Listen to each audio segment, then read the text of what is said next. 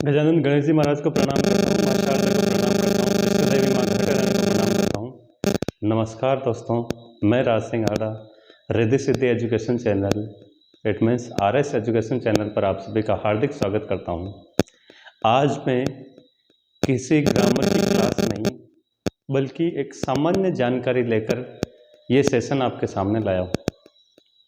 इसमें मैं आज आपको जानकारी दूंगा कि स्कूल व्याख्याता भर्ती, जिसे हम स्कूल लेक्चरर भी कहते हैं, वो क्या है, उसकी भर्ती प्रक्रिया क्या रहती है, उसमें क्या योग्यता चाहिए होती है, उसकी परीक्षा एजेंसी कौन सी है, कौन परीक्षा करवाती है, कब भर्ती होती है, क्या क्या योग्यताएं चाहिए, इससे संबंधित सामान्य जानकारी मैं सारी देना आपको चाहूँगा, ताकि अगर कोई नया स्टूडेंट जैसे पहली बार किसी व्याख्याता भर्ती के लिए तैयारी कर रहा हो तो उसके दिमाग में ये चीज़ें सारी क्लियर होना चाहिए कि मेरी ये योग्यताएं होनी चाहिए, क्या मैं एलिजिबल हूँ या नहीं हूँ, मेरे कितने पेपर होंगे, मेरे कितने मार्क्स होने चाहिए, मुझे कम से कम कितने मार्क्स करने हैं और मेरी तैयारी किस लेवल की होनी चाहिए, मुझे कोचिंग करनी चाहिए, मुझे सेल्फ स्टडी करनी चाहिए। इन सभी सवालों के जवाब देने के लिए आज का मैंने ये सेशन रखा है। तो चलिए शुरू करते हैं। वीडियो को ज़्यादा से ज़्यादा शेयर कर दीजिए ताकि सबसे ज़्यादा लोगों को इसका फायदा हो सके। सबसे पहला जो भर्ती का नाम है वो है स्कूल व्याख्याता भर्ती परीक्षा। जो 11th-12th क्लास को पढ़ाने वाले टीचर्स होते हैं उनको स्कूल व्याख्याता या स्कूल लेक्चरर्स कहते हैं। उनके लिए सीधी भर्ती परीक्षा आयोजित हो जाती है। कुछ पद प्रमोशन के आधार पर भरे जाते हैं और कुछ पदों पर सीधी भर्ती की जाती है। तो ये सीधी भर्ती से संबंधित भर्ती परीक्षा की जानकारी है। अब क्योंकि 2022 की भर्ती प्रक्रियाधीन है, अब 23 में अभी तक कोई वैकेंसी आई नहीं है। अब अगर वैकेंसी आती है तो वो 24 में कंप्लीट होगी, तो मैंने सीधा भर्ती परीक्षा का नाम रखा है 24। सबसे पहले इसी पर बात करेंगे कि भर्ती कब तक आ सकती है, स्कूल व्याख्याता की नई भर्ती कब तक आ सकती है। तो 2022 वाली भर्ती अंतिम चरण में है। प्रोविजनल रिजल्ट सबके निकल चुके हैं और डॉक्यूमेंट वेरिफिकेशन भी करीब सभी सब्जेक्ट का हो चुका है। तो 15 सितंबर तक करीब सभी विषयों के परिणाम, फाइनल परिणाम जारी हो जाएंगे और फिर RPSC उस काम से फ्री हो जाएगी। आगे का काम जो है माध्यमिक शिक्षा निदेशालय को करना है। तो RPSC सितंबर में इस काम से फ्री हो जाती है। तो जहां तक संभव है सितंबर में 15 से 30 सितंबर के बीच में नई स्कूल व्याख्याता भर्ती परीक्षा देखने को मिल सकती है। फाइनल है क्योंकि एक दूसरा चुनावी साल है, सरकार का यह अंतिम साल है, तो सरकार हर विभाग में कुछ न कुछ भर्तियां जरूर घोषित करेगी। आज से पहले जितने भी चुनाव हुए हैं सब चुनावों में भर्तियां जारी की गई है, विज्ञप्तियां जारी की गई है। तो इसमें भी, और जहां तक मुझे पता है कि स्कूल व्याख्याता और सेकंड ग्रेड शिक्षा विभाग में जो भर्तियां आनी है उनकी फाइल वित्त विभाग में जा चुकी है। वित्त विभाग से जैसे ही मंजूरी मिलती है वो फाइल सीधी RPSC जाएगी और RPSC उसकी विज्ञप्ति जारी कर देगी।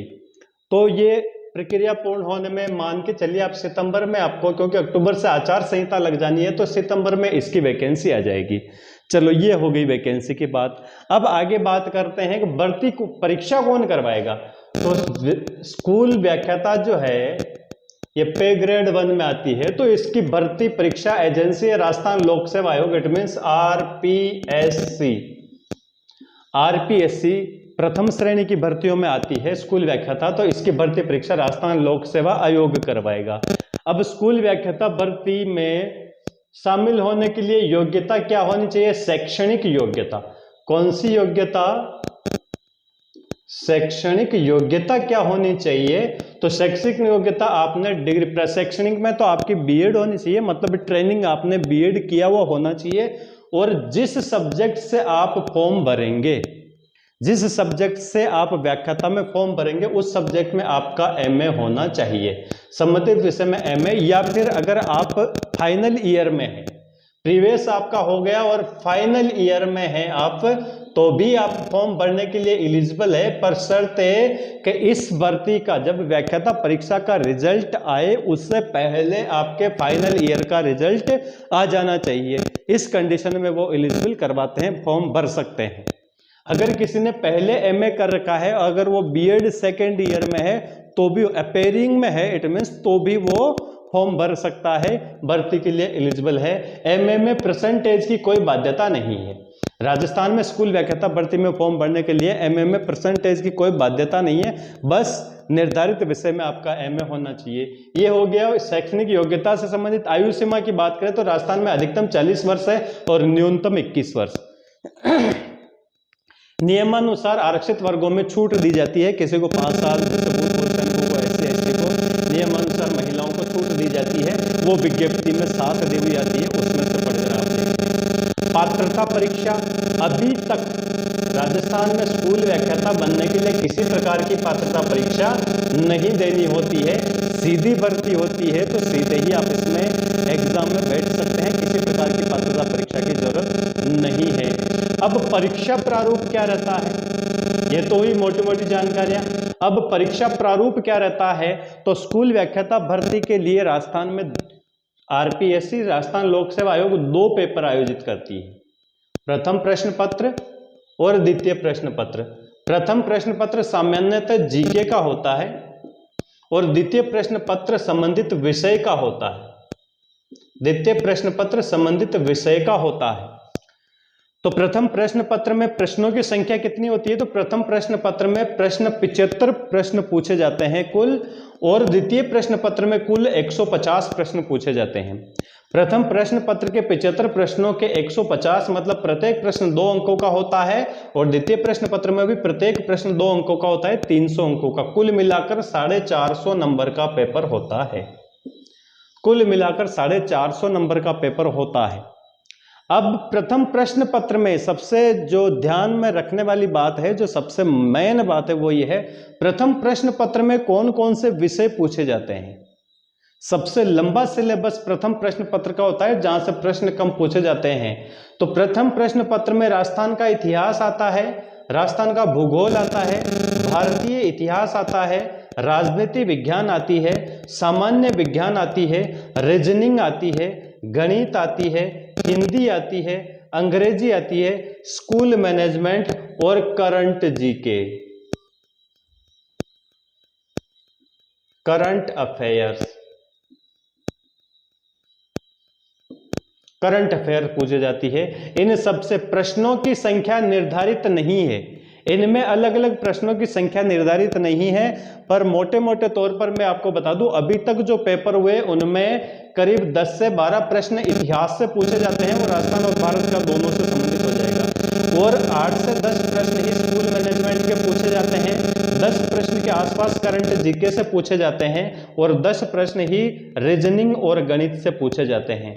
तो 40 प्रश्नों का मामला यहां से हो जाता है। बाकी सबसे 5-5 प्रश्न पूछे जाते हैं, वो चाहे भूगोल हो, चाहे राजनीति विज्ञान हो, सामान्य विज्ञान हो, हिंदी हो, अंग्रेजी हो, यहां से 5-5 प्रश्न पूछे जाते हैं। इस प्रकार से करके ये 75 प्रश्न, ये मोटा मोटा अंदाजा है, हो सकता है कहीं से कम ज्यादा भी हो सकता है, मगर सामान्यतः यही प्रश्न पूछे जाते रहे हैं।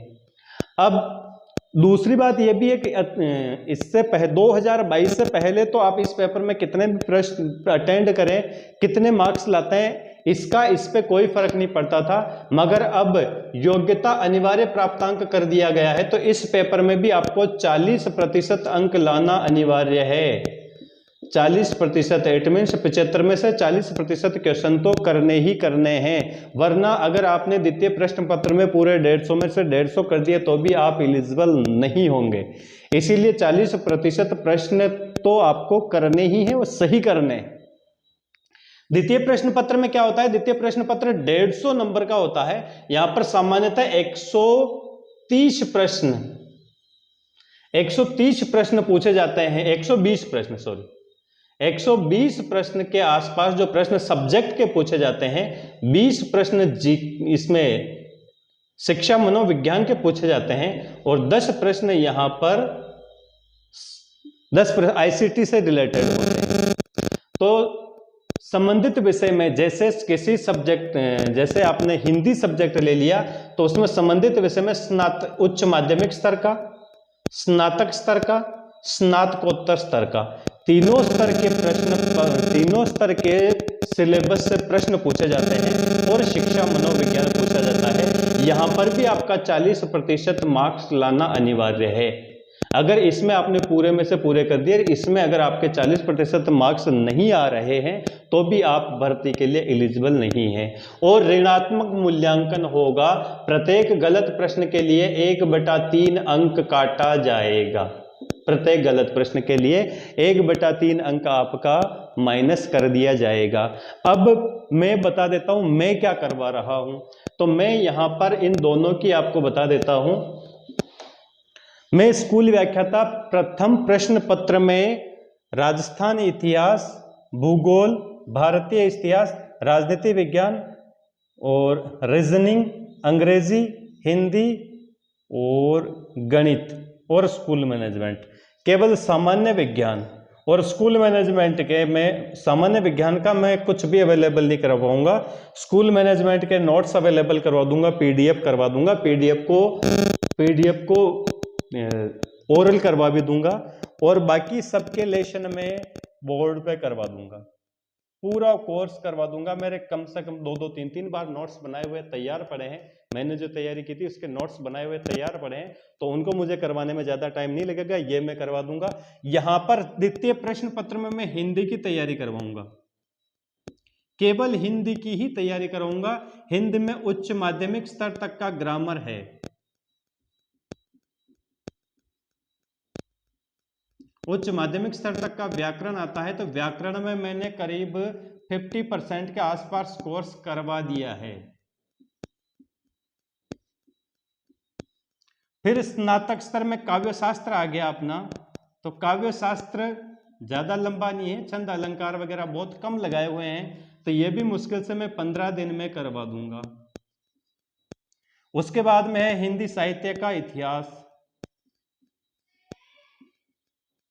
हिंदी साहित्य का इतिहास,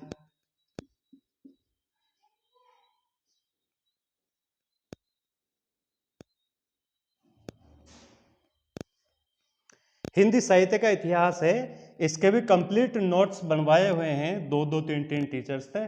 इसको भी मैं ज्यादा से ज्यादा आपको 20 डेज में कंप्लीट करवा दूंगा।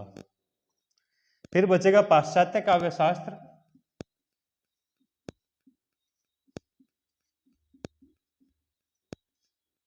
और स्नातक स्तरीय पाठ्यक्रम से कुछ रचनाएं हैं।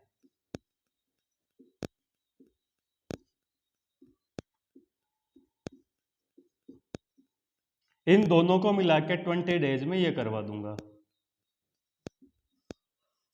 जो रचनाएं हैं उनको मैं स्क्रीन रिकॉर्डर से पीडीएफ द्वारा उनके हिंदी अर्थ करते हुए उनसे संबंधित प्रश्न बनाते हुए कंप्लीट करवा देंगे।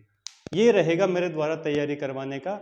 जिसको क्लास देख ले पहले, अगर आपके देखो ये फ्यूचर का सवाल होता है, मैं ये नहीं कहूँगा आप मुझसे ही पढ़े। अगर आपको मेरा पढ़ाया हुआ समझने में आता है आप देख लें, किसी प्रकार का कोई चार्ज नहीं रहेगा, बिल्कुल निःशुल्क क्लास है। मैं जिससे मुझे भी सफलता मिली है वही मैं आपको पढ़ाऊंगा, वही मैं आपको करवाऊंगा। तो ये थी स्कूल व्याख्याता भर्ती परीक्षा के संबंध में कुछ जानकारी जो मुझे मिली थी। अगर आपको ये वीडियो पसंद आई है तो इसको लाइक करें, शेयर करें, ज़्यादा से ज़्यादा साथियों तक इसको पहुंचाएं ताकि वो भी इसका फ़ायदा उठा सके। और मिलते हैं अगले वीडियो में। अगला वीडियो में सेकंड ग्रेड भर्ती से रिलेटेड लेके आऊँगा। तब तक के लिए जय हिंद, जय भारत।